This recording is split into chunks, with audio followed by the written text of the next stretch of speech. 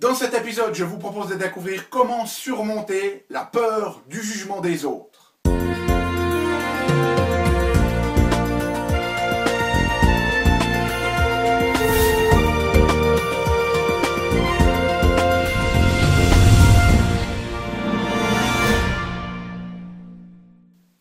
Parce que la vie est bien trop magique pour être petite et que nous avons tous besoin d'une prescription pour grandir en conscience et faire que nos rêves dévorent notre vie. Bonjour, je suis le Dr Yannick Pauli. Bienvenue à un nouvel épisode d'une grande vie. Et vous le savez, dans ces épisodes, chaque semaine, je vous propose des solutions pratiques, pragmatiques pour grandir en conscience, qu'elles soient d'ordre physique, émotionnel, psychologique ou spirituel, parce que c'est cette conscience qui est au cœur d'une vie pleinement vécue et de notre évolution en tant qu'être humain. Alors, je ne sais pas vous, mais en tout cas, moi, ça m'est déjà arrivé de me retrouver des fois dans des situations en public où j'ai dû peut-être prendre la parole, affirmer mes opinions, etc., etc.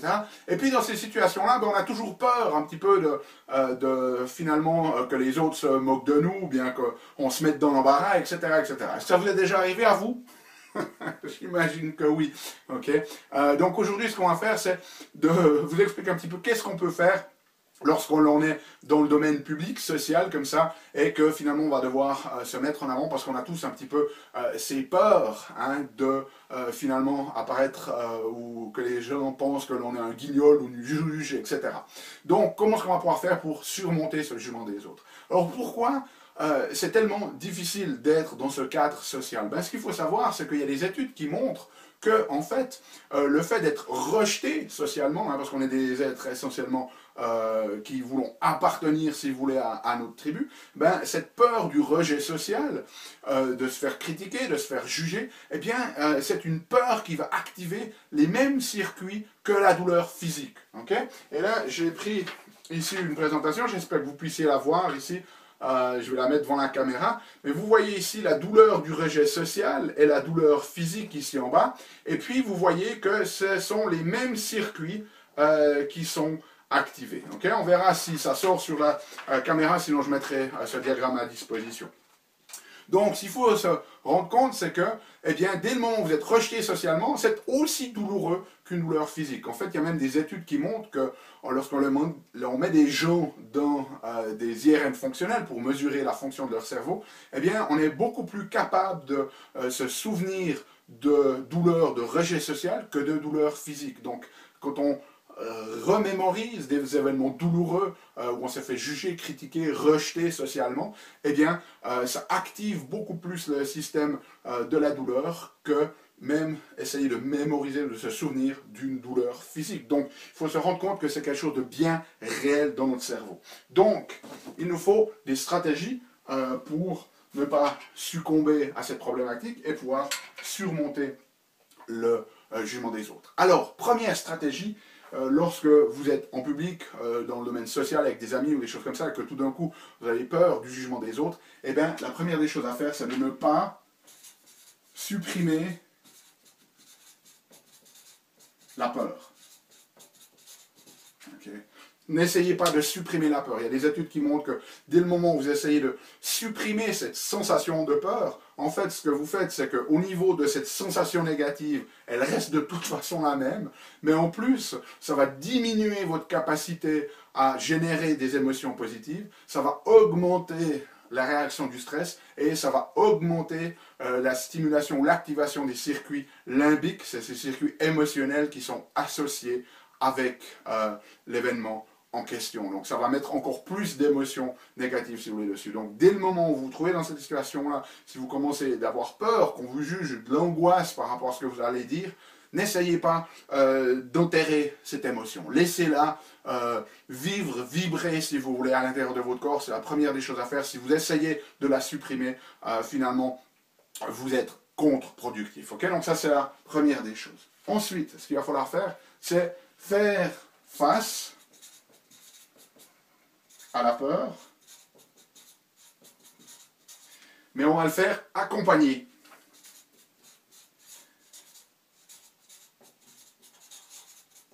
Et on va s'accompagner de qui? Parce qu'on n'a peut-être pas quelqu'un avec nous à ce moment-là qui peut nous soutenir. Okay? Quoique, si vous connaissez les principes universels, vous savez que vous ne pouvez pas avoir quelqu'un qui vous critique sans avoir quelqu'un qui vous soutient. Ce n'est pas le but de cette vidéo d'entrer dans le détail de cette loi universelle-là. Mais on va être accompagné de notre cortex préfrontal, de ces parties les plus évoluées de nous-mêmes, parce que ce cortex préfrontal, il a la capacité d'aller inhiber ce système limbique, c'est-à-dire les zones émotionnelles de notre corps. Et il y a d'autres vidéos, par exemple, la vidéo sur comment éliminer les pensées négatives, vous pouvez taper dans YouTube Dr Yannick Pauly, comment éliminer les pensées négatives. Je vous ai montré comment, au travers d'exercices cognitifs, vous pouvez vous détacher de ces pensées négatives, par exemple. Et il y a des études qui montrent que si vous commencez à résoudre une équation de maths, ou alors de visualiser une scène où vous êtes en train de conduire dans une rue, ou alors de jouer à un jeu de Tetris ou des choses comme ça, eh bien ça va commencer de désactiver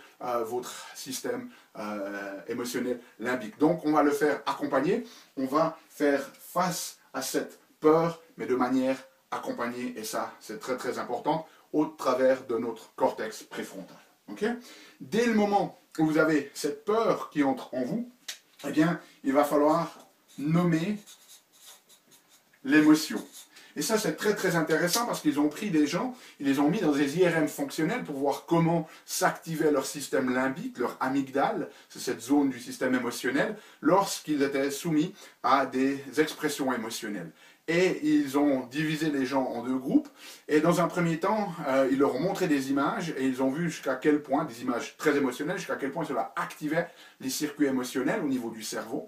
Et puis ensuite, ils ont fait exactement la même chose, mais ils ont demandé aux gens de nommer l'émotion qu'ils avaient. Et ils disaient, ah ben voilà, je suis angoissé, ou j'ai peur. Et le simple fait de nommer cette émotion, eh bien, les chercheurs ont découvert que cela réduisait l'activation de ce système limbique. En fait, il y a une partie de nos cortex préfrontal qu'on appelle le cortex préfrontal ventrolatéral qui va en fait inhiber ce système de l'amygdale. Donc le simple fait d'être conscient, d'être présent avec l'émotion, de ne pas essayer de la supprimer, de simplement la reconnaître et de la nommer, elle va déjà perdre, si vous voulez, de son intensité. Et ça, c'est quelque chose que vous pouvez utiliser comme stratégie. Maintenant, vous pouvez même aller encore un petit peu plus loin, en bonus ici, et ça, c'est la notion qui est enseignée dans la pleine conscience, c'est-à-dire de se rendre compte que vous n'êtes pas vos émotions, vous n'êtes pas vos pensées, il y a une partie de vous qui est bien au-delà de cela. Eh bien, pardon, excusez-moi, eh bien, vous pouvez même, lorsque vous nommez l'émotion, au lieu de dire « je suis angoissé » ou « j'ai peur », vous pouvez même prendre cette élévation et dire « il y a la peur, il y a l'angoisse ». C'est d'aller un pas encore plus loin et de reconnaître que cette émotion, vous la vivez, mais ce n'est pas le vrai vous, le grand vous, le vous qui est connecté au tout. Il n'est pas touché par cette pensée, il n'est pas touché par cette émotion, il est capable de l'observer, il peut s'élever, rester observateur sans être pris dans le chaos émotionnel intérieur. Okay? Donc ça c'est troisième stratégie. Ensuite, quatrième stratégie, ça nous vient des philosophes stoïques, donc près de 2000 ans en Grèce antique, et c'est de préméditer. Alors qu'est-ce que ça veut dire préméditer ici? Bien, la notion elle est très très simple. Est-ce que ça vous est déjà arrivé de vous être trouvé dans une situation où pour vous, à ce moment-là, c'était vraiment terrible, de l'angoisse, de la peur, etc. Et puis, quelques mois plus tard, vous repensez à cette situation, et puis finalement, vous étiez imaginé le pire, et le pire, il ne s'est pas produit. Et puis là, vous riez okay, de vous être mis dans un tel état. Je crois que ça nous est tous déjà arrivé. Eh bien, c'est le même processus avec la préméditation. Ce qu'on va faire, c'est qu'on ne va pas attendre de passer au travers de ces émotions-là et d'être complètement paralysé et d'en rire 6 mois après. On va rire maintenant, avant que ça se produise. On va imaginer le pire. Imaginez que vous devez parler en public et vous imaginez la pire des situations qui pourraient vous arriver. Et vous imaginez que vous êtes en public et que vous êtes peut-être potentiellement complètement nu, par exemple. Ou alors de vous dire, quel est le pire qui va m'arriver ici? Je vais faire une blague, peut-être un petit peu sordide. Il y a risque que les autres veulent me juger. Qu'est-ce qui risque de m'arriver? Est-ce qu'ils vont m'assassiner? Est-ce qu'ils vont me rejeter de la communauté? Non, absolument pas. Donc, dans votre tête, imaginez le pire et riez de ce pire. Prenez de l'élévation, posez-vous la question si ce pire que vous imaginez est vraiment rationnel et vous allez voir que la plupart du temps, ce n'est pas le cas. Les gens ne vont pas vous excommunier pour la mauvaise blague que vous allez faire, ou ils ne vont pas vous assassiner pour la mauvaise blague que vous allez faire. Donc, pré-riez si vous voulez. N'attendez pas 6 mois pour dire « Ah, qu'est-ce que j'étais bête dans ce moment-là ». Ok, utilisez cette capacité à vous projeter et vous élever et rire de ce qui se passe. 5e stratégie à disposition, c'est de réexaminer la situation. On appelle ça reappraisal en anglais, et c'est essentiellement la notion que nos émotions, elles sont la conséquence de nos croyances. Donc, dès le moment où on change la croyance, on va changer ses émotions. Et c'est très très intéressant. Je vais vous montrer ici une photo, j'espère que vous la voyez. Vous voyez des gens qui pleurent à l'église. Et si on montre cette photo de gens qui pleurent à l'église à des sujets qui sont en train d'avoir un IRM fonctionnel, c'est-à-dire de voir comment leur cerveau s'active, eh bien, ça va tout de suite activer les zones neurologiques associées à la tristesse. Okay? Maintenant, je pourrais vous donner une réexamination de la scène et de vous dire, ces gens-là, ils sont en fait en mariage. Et à ce moment-là, vous avez un contexte complètement différent, vous avez réexaminé la situation, et si je vous remonte cette photo et que vous êtes dans cette IRM, à ce moment-là, ça va activer les circuits associés à la joie, parce que vous vous rendez compte qu'ils pleurent, oui, effectivement, mais ils ne pleurent pas de tristesse, ils pleurent de joie. Et le fait de réexaminer les choses comme ça, c'est extrêmement puissant. Par exemple, les études à Harvard, ils ont montré que s'ils peuvent prendre des gens dans le monde du travail et qu'ils arrivent à faire réexaminer une situation de stress et de transformer la perception des gens pour qu'au lieu de voir cette situation comme un stress, ils voient ça comme un défi, comme un challenge qu'ils vont pouvoir surmonter, eh bien, tout de suite, on a une diminution quasiment d'un quart, 23% des symptômes de stress que dont ces personnes font l'expérience. Okay? Donc ça, c'est une stratégie très, très, très puissante ici. Et puis, la dernière stratégie que l'on a ici, c'est abandonner l'ego. Okay? Abandonner l'ego. Parce qu'on est très souvent moi. Okay? Et puis, ce que l'on sait, c'est qu'en fait, on adore parler de nous. Vous avez déjà remarqué ça? On adore parler de nous. Et en fait, il y a des études qui montrent que parler de nous, ça nous donne autant de plaisir, si ce n'est plus, que d'avoir un bon repas ou de gagner une certaine somme d'argent. Et les études montrent, en fait, quand vous rencontrez quelqu'un de nouveau, la personne, elle ne va pas évaluer la rencontre sur la base de ce que vous avez dit ou ce que vous avez fait. Elle va évaluer la relation sur la base de la manière dont elle perçoit sa propre performance. Donc quand vous rencontrez quelqu'un, consciemment ou inconsciemment, la personne n'est pas focalisée sur vous, elle est focalisée sur elle. Donc si vous donnez la capacité à cette personne-là de se sentir bien et de parler d'elle, eh bien, ça va vous aider énormément. Et ce qu'il faut faire, c'est simplement être attentif et écouter vraiment ce que la personne vous dit. Et il y a une échelle, qu'on appelle ça l'échelle de l'empathie, qui va de 6, 5, 4, 3, 2, 1, 0.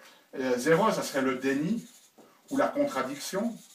C'est-à-dire que quelqu'un vous donne son opinion et vous lui dites « Non, non, c'est pas comme ça, je suis pas d'accord ». Là, sur l'échelle de l'empathie, vous êtes à 0. Et nous, ce qu'on va essayer de faire pour lâcher l'ego, c'est-à-dire mettre le moi de côté et d'être dans le toi, d'être présent pour la personne avec elle, eh bien, c'est d'intervenir au niveau de cette échelle d'empathie ici avec un 6 ou un 5. Alors, le 6 ici, c'est le partage. Et le 5, c'est l'affirmation de la légitimité, j'écris un peu mal, hein, je m'excuse, de l'émotion. Alors, qu'est-ce que ça veut dire? Eh bien, si la personne vous dit « Ah, cette personne m'a dit quelque chose et ça m'a vraiment affecté. » Et que vous lui dites « Oh, mais alors, qu'est-ce que t'es bête, ça ne devrait pas te toucher. » Eh bien, vous n'êtes pas dans l'empathie, ok, vous êtes à 0. Par contre, si elle vous dit « Ah, cette personne, elle m'a dit ça, ça m'a vraiment touché. » et que vous lui dites « Ah, ça a dû être une sensation horrible. » Eh bien, vous êtes dans l'affirmation de la légitimité de son émotion. Vous reconnaissez qu'elle avait droit d'avoir cette émotion. Et à ce moment-là, eh bien, vous êtes vraiment dans l'abandon de cet ego, vous êtes présent avec cette personne et elle va se sentir nettement mieux avec vous et le jugement de cette interaction va être complètement différent que si vous êtes à ce niveau-là. Au niveau du partage, ça serait simplement de dire « Ah, moi aussi ça m'est arrivé et j'ai vécu exactement la même chose. Okay? » Donc, dans l'abandon de l'ego, souvenez-vous que quand vous êtes dans ces situations, mettez-vous au service de l'autre, ne venez pas « moi, moi, moi, moi, moi, moi, moi hein, ». Faites la chanteuse d'opéra qui fait ses vocalises « moi, moi, moi, moi, moi, moi, moi, moi, moi ». Okay? Soyez présent pour l'autre, soyez dans le toi, toi, toi, toi, toi. Connecte avec l'autre, écoutez-le, dites-lui de vous en dire plus à son sujet, parce que comme je vous l'ai dit, comme les études le montrent, la personne adore parler d'elle-même et elle va évaluer la situation, la rencontre sur la base de sa propre performance et le plus vous vous intéressez à elle, le plus elle peut parler d'elle-même, le plus elle va se sentir bien et le plus elle va évaluer positivement cette rencontre. Donc voici ces 6 stratégies pour surmonter la peur du jugement.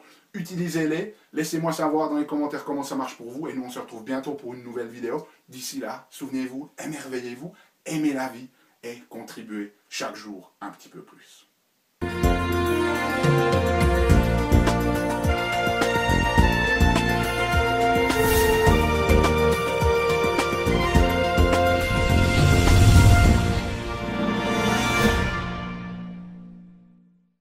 Salut, c'est Yannick. Alors, t'as aimé cet épisode? Sais-tu que tu peux rester connecté et même approfondir le sujet en faisant 3 choses? La première, tu peux t'inscrire à mon compte YouTube. De cette manière, tu seras informé des prochains épisodes. La deuxième chose que tu peux faire, c'est approfondir le sujet grâce à ce DVD, les 7 clés d'une grande vie. Il est complètement gratuit. C'est le DVD d'un atelier que j'ai fait de 2 heures environ qui explique les bases de la méthodologie et qui vous donne des exercices pratiques dans la méthodologie Une grande vie. Donc il est gratuit. Tout ce que tu as à faire, c'est cliquer sur le lien. Et troisième chose, eh bien, je t'invite à me rejoindre sur mon blog où tu trouveras la transcription de cet épisode et aussi où tu peux t'inscrire, laisser ton email afin que je puisse t'envoyer les prochains épisodes. Donc tout ce que tu as à faire, c'est à cliquer en choisissant sur le menu qui apparaît sur cette vidéo. Donc clique le lien qui te convient, clique les 3 si tu veux. Et puis surtout, moi, je t'invite vraiment à recevoir ce DVD puisqu'il est gratuit. À bientôt.